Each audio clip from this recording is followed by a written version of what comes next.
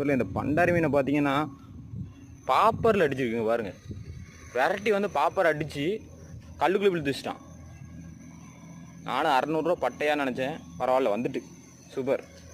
ஆனால் first time எனக்கு பாப்பரில் நேற்று வந்து ஒரு ஜிடி அடித்தது, ஜிடி அடித்து பாப்பரில் நமக்கு புள்ளிக்கலவை அடித்தது. ஆனால் ஃபஸ்ட் டைம் பார்த்திங்கன்னா டேரெக்டாக பாப்பரில் வந்து ஒரு புள்ளிக்கலவை அடிச்சிருக்கு. பார்த்திங்கன்னா ஒரு 1 kg இருக்கும் பாருங்க.